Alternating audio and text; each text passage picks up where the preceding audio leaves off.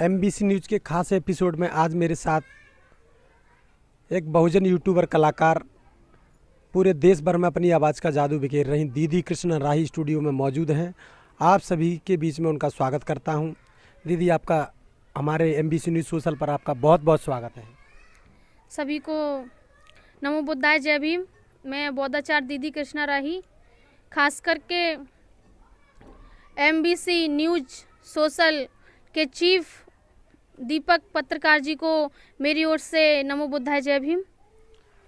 आज हम आप सभी लोगों के बीच में लाइव इंटरव्यू में बैठे हैं और आपको विदित है कि दीदी कृष्णा राही देश भर में अपनी बुद्ध गाथाओं के लिए जानी जाती हैं, जिन्होंने तमाम बुद्ध गाथाएँ की हैं। यूपी, एमपी, राजस्थान सभी जगह पर उनका नाम है और यूट्यूब का एक जाना माना चेहरा है। आप जान सकते हैं कि 1 लाख से ऊपर जिनके सब्सक्राइबर हों उन लोगों पर सभी की नज़रें रहती हैं। आज उनके जो गाने हैं लोगों के दिल में बसे हुए हैं, उन गानों को लोग सुनकर उत्साहित होते हैं और उनकी बातों पर बहुत ही गौर तरीके से ध्यान देते हैं। साथ ही आपको बता दूं, अभी उन्होंने एक गाना गाया है जिनमें कुछ लोगों को बुरा लगा है। इस प्रकार से वो गाना है, उसको दीदी कृष्णा राही बताएंगी और उसमें लोगों को बुरा क्या लगा है इसके बारे में भी थोड़ा सा बताएंगी। जमी बेच देंगे, गगन बेच देंगे, गली बेच देंगे, सुमन बेच देंगे, गली बेच देंगे, सुमन बेच देंगे। हमने 15 दिसंबर को यूट्यूब पर एक गीत अपलोड किया था। वो इस प्रकार से है, मनुवादी अपना वतन बेच देंगे। तो इसको लेकर के कई लोगों के फ़ोन आए और हमें धमकियां भी मिली। और कल भी एक फ़ोन आया था जिसे पापा जी ने रिसीव किया, तो धमकियां मिली बहुत सारी। कहा कि तुम्हें घर से उठवा लेने की धमकी दी भी हमें, और घर से भी उठवा लेंगे, और कहीं दिख भी जाओगे तो तुम्हें बिल्कुल भी नहीं छोड़ेंगे।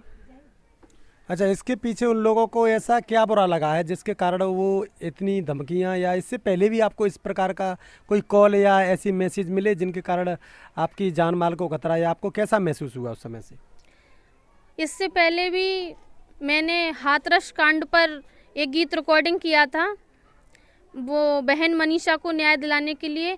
उस गीत पर भी मुझे बहुत सारी धमकियां मिली, लेकिन मैंने नज़रअंदाज कर दिया। लेकिन कल तो हद ही हो गई धमकियों की। क्या इससे पहले आपने कभी शिकायत की है पुलिस में जाके, ऐसी कोई शिकायत की जिसके कारण का नहीं ये ऑथेंटिक नंबर है और ये इस बंदे का नंबर है, या उसको जानकारी हो, तो आपने ऐसी कोई शिकायत की अभी तक? अभी तक तो मैंने ऐसी कोई शिकायत नहीं की। तो इस प्रकार से जो लोगों को जो गाने में जो बुरा लगा है, जो मनोवादी शब्द है, तो आप किनको मनोवादी किसे कहते हैं? मनुवादी मेरे हिसाब से वो लोग होते हैं जो ऊंच नीच को मानते हैं, लोगों को एक नहीं मानते हैं, किसी को ऊंचा समझते हैं, किसी को नीचा समझते हैं, छुआछूत पर लोगों को बांट देते हैं, वही मनुवादी है। आज देश के अंदर लोकतंत्र स्थापित है। बाबा साहब डॉक्टर अंबेडकर का संविधान 1950 में लागू हुआ और संविधान लागू होने के बाद से तमाम व्यवस्थाओं पर रोक लग गई है। रोक लगने के बाद अगर ऐसे गाने गाए जाते हैं और जिनमें मनोवादी शब्द आता है, तो उस मनोवादी शब्द जिन लोगों को बुरा लगता है उन लोगों पर अंकुश लगाने के लिए क्या प्रक्रिया है ये सरकार जाने, लेकिन मनोवाद सबसे लोगों को बुरा क्यों लगता है ये हम जानना चाहेंगे। वैसे तो इसमें बुरा लगने की कोई बात ही नहीं है, क्योंकि जो व्यक्ति मानवता के खिलाफ होता है वही मनुवादी होता है। भले ही खुद मैं कृष्णा राही क्यों ना हूँ, मैं भी अगर कुछ ऐसे कटे हुए शब्द बोलूँगी तो मुझे भी मनुवादी कहा जा सकता है। मैं मानवता के खिलाफ चलूँगी, ऊंच नीच को मानूंगी, भेदभाव करूँगी लोगों से, तो लोग मुझे भी मनुवादी कह सकते हैं।